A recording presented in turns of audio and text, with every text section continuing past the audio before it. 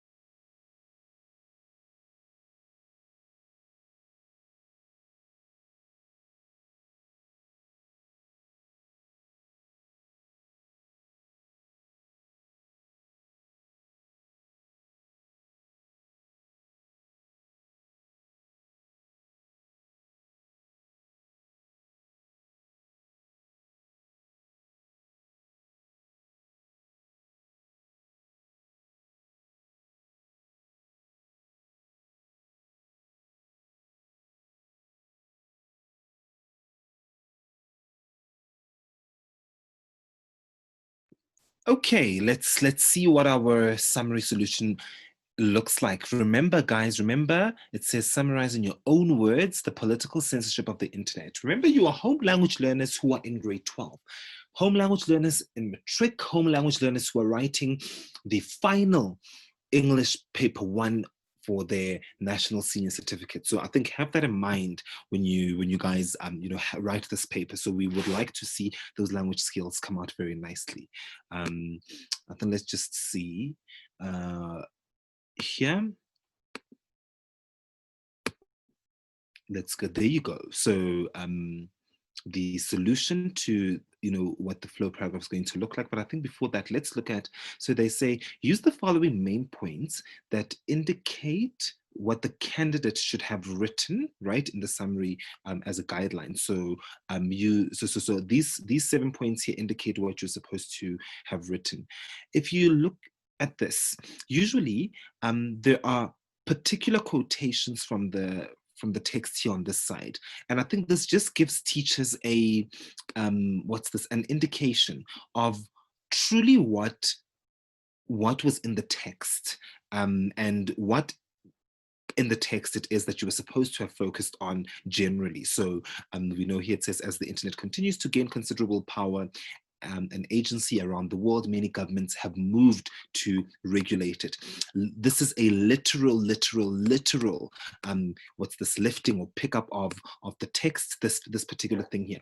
And if you look on this side here, it says, several governments have censored the internet because it has become too powerful and persuasive. Now look at the word count here and look at the word count there.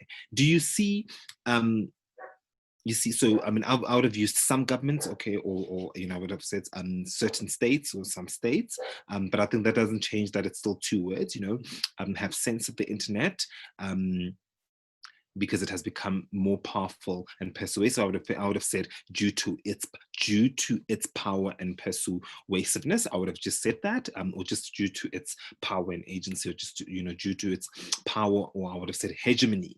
I think the word hegemony would have brought in a better sort of interest. Yeah, I think, okay, so then you've got here number 2. It says governments often claim that the internet access is blocked in the interest of the public security and order, because in the interest of the public security and order. That's literally the pickup again from the text. I remember reading this once more. Governments often claim that internet access is blocked in the interest of public security and order. Look at the point in your own words. These are in the this is in the words of the perhaps like the person who suggested what the summary should be. It says here, the governments justify censorship of a perceived threat, citing safety concerns. There you go. I think that's great word economy. That's really, really great word economy. Governments justify censorship of perceived threat, citing safety concerns. I think they're citing safety concerns. Can you see here again, citing safety concerns? I think that's also quite clear. Number 3 says the first strategy, is that the state completely blocks access to all the internet and all platforms. Or you could say that some states resort to the internet shutdown or deliberate disruptions. This is again like an actual literal lift of the text, because the reason teachers are given this, or the markers rather, are given this to look at, on this side of your summary solution, is so that they know where in the text a relevant point came from. Remember, guys, the question asked you to write a summary on the political censorship, right? So those are the points that you look at.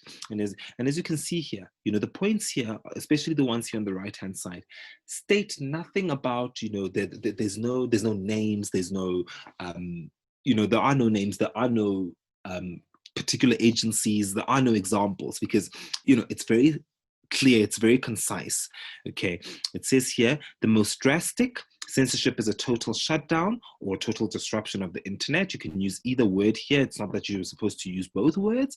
As you can see here, deliberate, shutdowns or disruptions. Okay, there you go. The most drastic censorship is a total shutdown. I would have just said a shutdown is a shutdown. I wouldn't say total shutdown, because I think,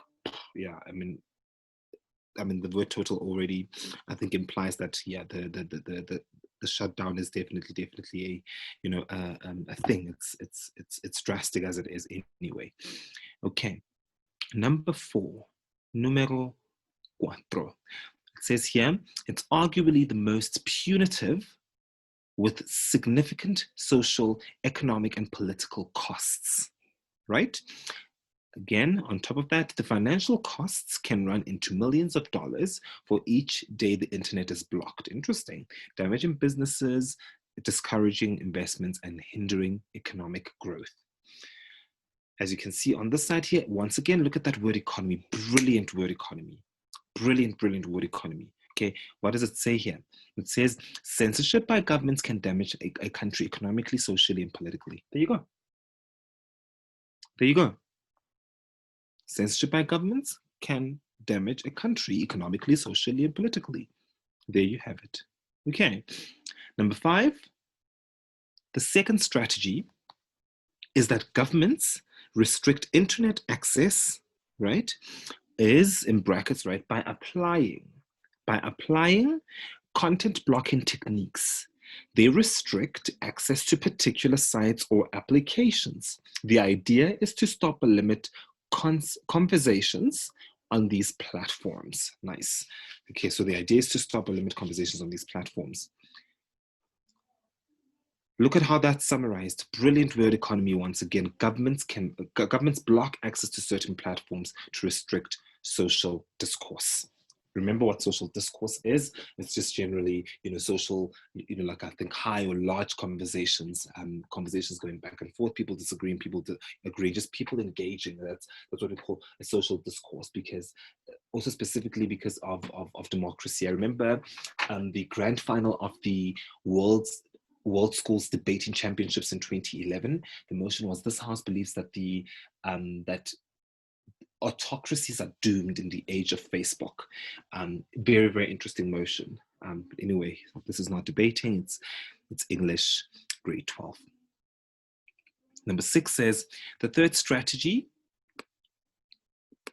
done almost by stealth, is the use of what is generally known as bandwidth throttling.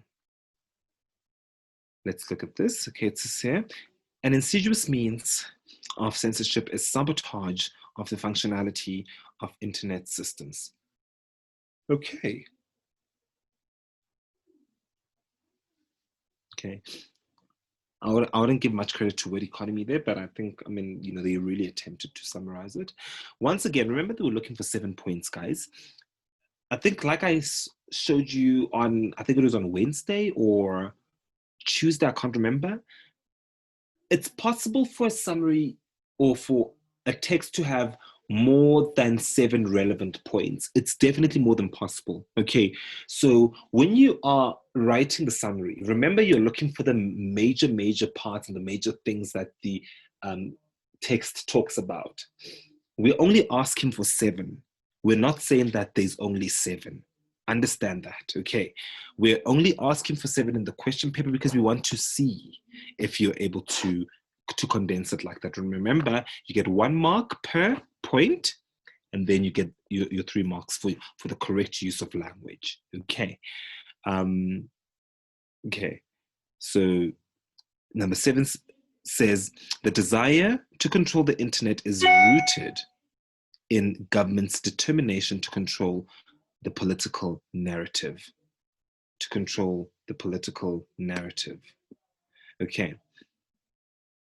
Look at that there. Number 7 says, governments wish to censor the internet so they can dominate political discourse.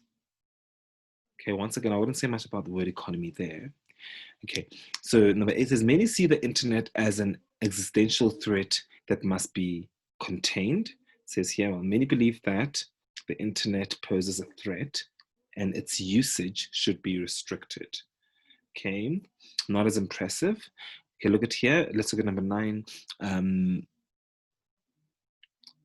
The irony, however, is that as these shutdowns continue, even proliferate, there is scant evidence that they actually work.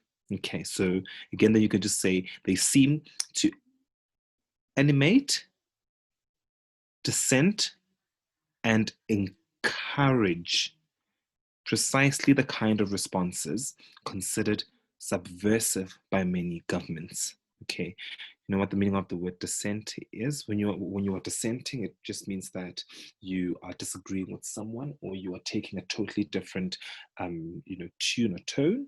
Okay, um, then it says here. Look at the word economy here once again. I think quite impressive. It says ironically, yeah, you see, instead of the irony, however, ironically clamping down the internet usually encourages the dissent government or governments wish to avoid.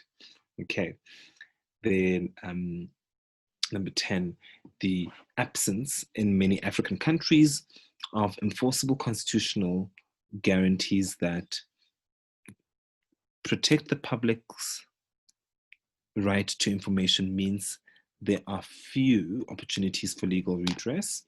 And then once again, beautiful word economy there. It says, well, citizens' rights to information is not protected by law.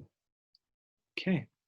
Remember, like I said, this definitely was a 2019 paper. So let's just look at an example of what the flow paragraph would look like. Okay, so here we've used 93 words. We did say 90 words. I think that's acceptable to some degree. That's acceptable to some degree. Would it have been a lot more acceptable had you not written 90 words, had you written like 87 words or 85 words or even 80 words? I think definitely. Yeah, so there you have it. This is just an example. It's not prescriptive and must be used very carefully. Okay, so several governments may have censored the internet because it has become too powerful and persuasive. Governments justify censorship of a perceived threat, citing safety concerns. The most drastic censorship is the total shutdown of the internet, causing severe economic losses. Secondly, governments I wouldn't put that there. I really wouldn't put the word secondly there. Like I said, I mean, you need to avoid, what's this? You just need to flow. You need to avoid adverbs and stuff. Secondly, governments block access to restrict social discourse or stop it completely. A third insidious means of censorship is sabotage of the functionality of internet systems. Governments censor the internet to dominate political discourse. Ironically, this practice encourages the dissent governments wish to avoid. However, citizens' right to information is not protected by the law. What I would have done is that I would have just taken the sentence as it was, right? I would have put a colon there. I would have taken out the word ironically. I would have deleted the word ironically, and I would just started this as it is. I think, anyway, I mean, that's just me. I would have done that, in order to get to about 89, 90 words. Okay, just again a reminder. Mark in the summary. This is what we look for.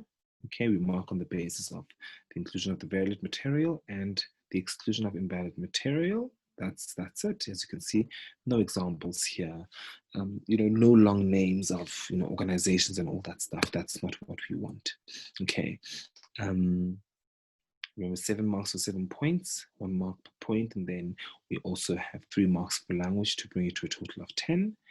That's how the distribution of your marks is, particularly for language. Okay, so you need to make sure that you don't quote verbatim. All right, but because the thing is, if you do quote verbatim, what's going to happen is that they'll just look at the 6, 7 quotations and they will not award any language mark. I mean, if it's 1 to 5 quotations, they'll award just 1 language mark, because what happens is that 99.9% of the time, the passage in itself is perfectly written anyway. So the language that you're using there is really not your own language anyway. So and the language style is also not your own. So that's why they would award you no language marks. Okay, so just be careful there with relation to the word count. It says markers are required to verify the number of words used, but do not deduct any marks if the candidate fails to indicate the number of words used, or if the number of words used is indicated incorrectly. If the word limit is exceeded, read up to the last sentence above the stipulated upper limit and ignore the rest of the summary. So as you can see, the stipulated upper limit would be if they say between 80 and 90 words. So that the stipulated upper limit is the 90, between 80 and 90 words. So anything that's beyond 90 words, we would definitely not mark. Okay, but as you can see, the passage there, that's about 93 words, and that's still acceptable to some degree. Okay, now let's look at the second one, which is the advert. Let's look at the advert. We're done with that summary. I hope you guys enjoyed that. The advert was I'll give you guys again 5 minutes again just to refresh your memories on this.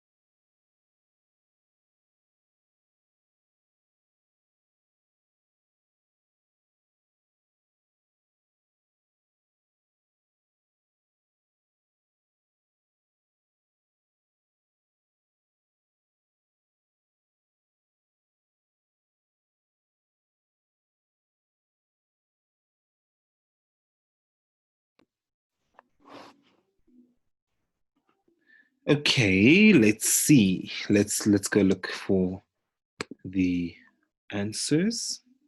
Let's look at the questions first, actually. Okay, discuss whether the advertiser's use of negatives rather in the above headline suggests about the runner. What does the advertiser's use of negative suggest about the runner? Let's see. Let's see. What does it suggest about the runner? Okay. So before that, I just want to take you guys through a couple of things. So remember spelling. One-word answers, must be marked correct, even if the spelling is incorrect, unless the error changes the meaning of the word. Yes, for example, I always make the example of practice and practice. Okay, which is the practice with an S and the practice with a C, and the license with an S and the license with a C. Yeah, judgment without the E after the G, and judgment with the E after the G. Again, okay, so unless the meaning changes. In full sentence answers, incorrect spelling should be penalized if the error is in the language structure being tested. Yes. Where an abbreviation is tested, the answer must be punctuated correctly. Okay. Once again, sentence structures must be grammatically correct and given in full sentence as per instruction. Okay, and then for multiple choice questions, we'll accept both the letter as well as the corresponding or correct answer. Okay, analyzing advertising. So the answer to number one says, the repetition of negative words shows the resilience of the runner. Remember when you're resilient? I think we did this the other day. We spoke about the meaning of the word resilient. Yeah, so when you are resilient, it means that you can just withstand anything, and whatever negative or wrong things that come your way, you just face them head on. You just take the challenge as it is, or the challenges as it comes. Okay, no obstacle will deter this person from running. True, true, true. Lovely. Once again, there is no obstacle that will deter the runner from running. Okay, let's look at the second question. Comment on the use of tone. Remember tone. Tone is the attitude, it's the feeling.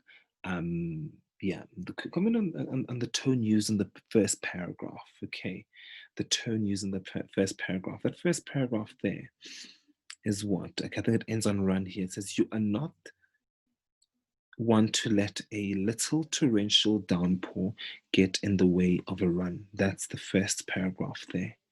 Okay. Okay, so they say comment on the tone. What does the solution say? Remember, guys, these answers are quite, are quite broad. They're very, very broad. So it says the tone in the first paragraph is conversational and motivational. Yes, because it's very direct. You're not the type, again, as you can see, the pronoun you engages the reader, inviting him or her to step into the narrative, that particular narrative. The reference to a little torrential downpour is a very what's this undermining kind of tongue-in-cheek use of language. Again, this is not necessarily a prescriptive answer, but it's a suggested response that one would have to put into cognizance when they answer. Okay, number 3. And remember, the questions, it's always 4 questions in this question, guys. Don't forget that, unless the department changes. So it's always 2, 2, 3, 3 out of 10. Okay, similar to the poetry questions. Remember the poetry questions in section A? Yep. What's this prescribed poetry? It's always 2, 2, 3, 3, 2, 2, 3, 3. Okay. The first 2 questions are 2 marks. Then quite simple, straightforward. The next 2 questions, usually number something 0.3 and something 0.4, will always ask very sharp, very engaging, very open-ended questions. Okay, so there you go. It says here, identify and critically discuss one persuasive technique used by the advertiser. Identify and critically discuss one persuasive technique used by the advertiser. Okay, so you need to identify it and critically discuss it. Okay. Let's look here. It says the advertiser repeats the second pronoun, beautiful, which is you. Uses colloquial language, another beautiful technique that advertisers use to involve the reader and create a conversational tone.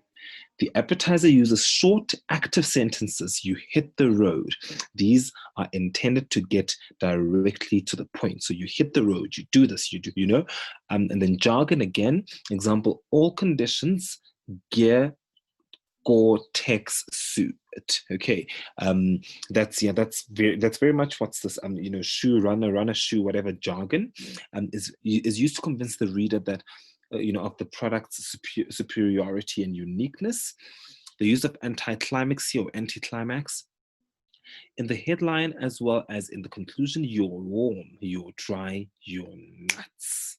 Okay, again, the repetition at the same time, the use of anticlimax lends a sense of adventure in a humorous manner.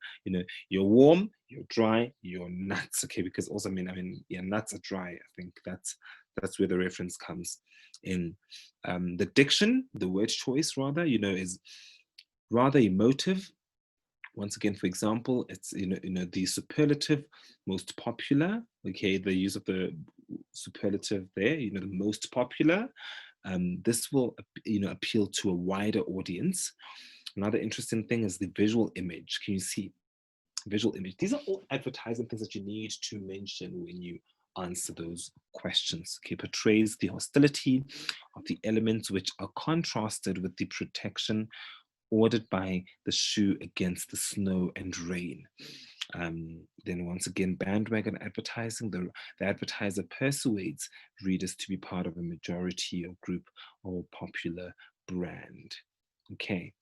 Yeah, so you'll just award 1 mark for the identification of one technique and 2 marks for the critical discussion. As you can see, what we look for is whether you know the use of that particular element of language or that of that persuasive technique. It's very, very important that you show us that you know how to use language very critically. Okay.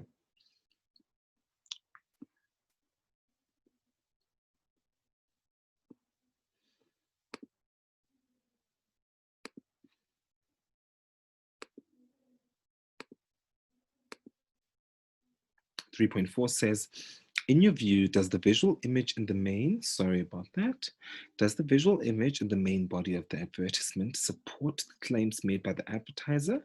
Justify your response. Once again, this is an open-ended question.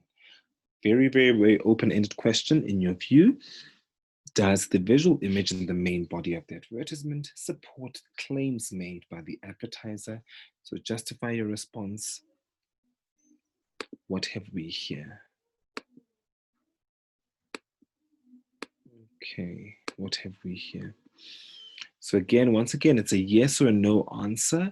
Okay, we don't give you the mark for the yes or the no. Yes, we just give you the mark for the critical detail in your substantiation, because the thing is, regardless of what you say, whether you say yes or no, the fact of the matter is that you're going to get the mark anyway. Okay. So it says here, yes, the individual in the visual is running in a bleak, desolate environment. He has not allowed the threatening clouds to get in the way of a run. That's quoted there. He is warmly clad in protective gear. The runner's commitment attests to the claim that the weather is not a deterrent when the product is worn. Okay, or you can say no. A more explicit visual, the runner, caught in torrential rain or snow would have reinforced the message a lot more effectively. I think that's also quite a legitimate answer.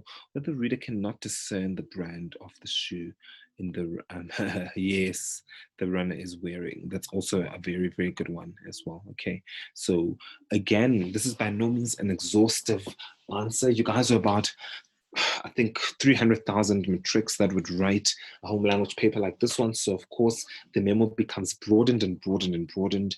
But I think it's all about how well you apply your language skills.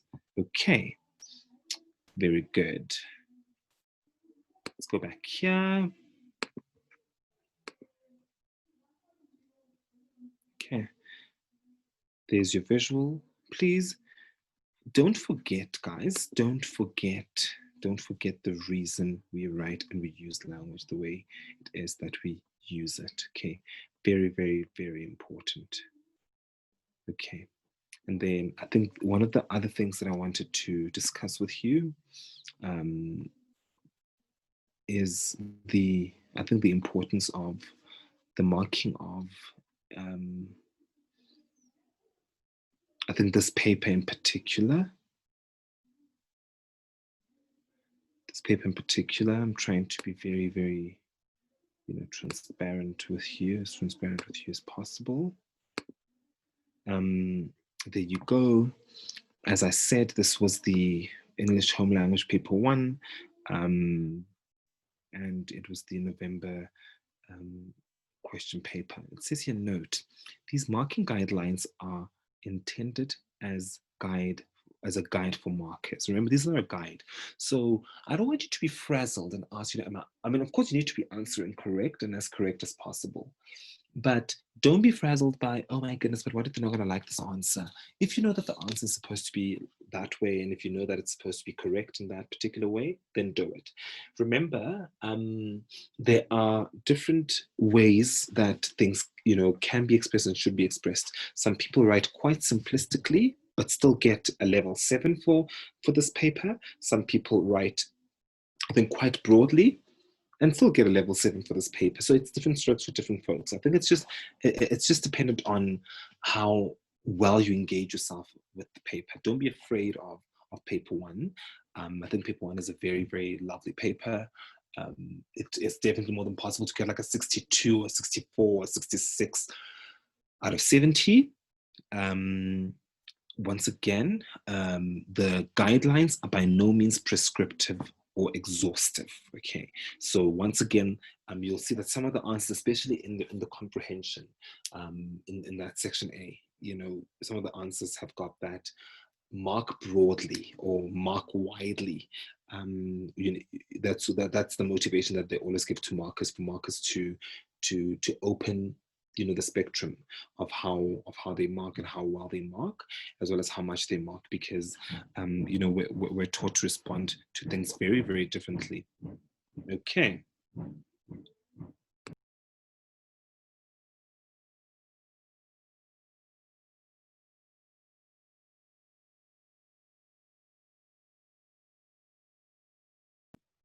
Also, the candidates' responses should be considered on merit. Yes, it definitely is on merit, nothing else.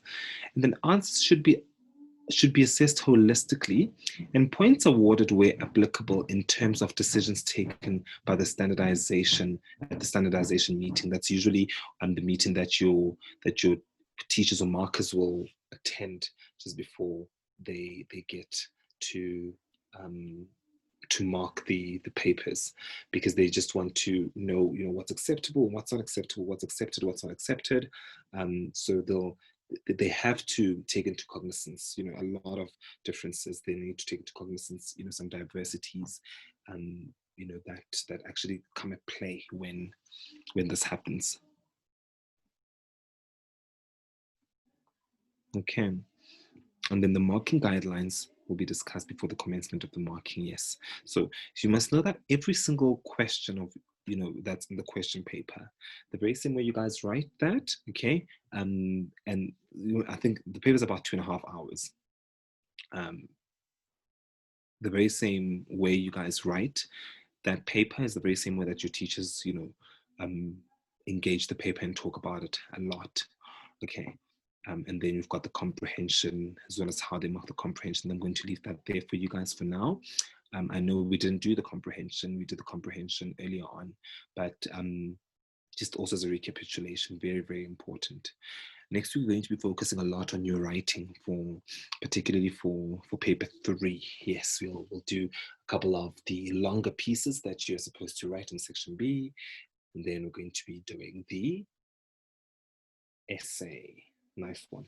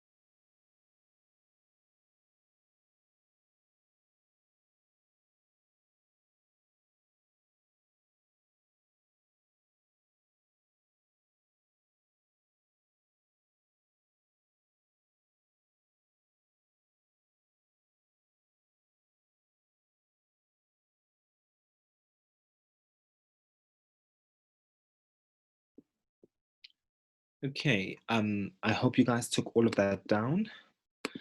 We shall see you next week. I hope you enjoyed this lesson. If you do have any questions, I beg you, grade 12s, please do email us here. We will help you as much and as far as we can.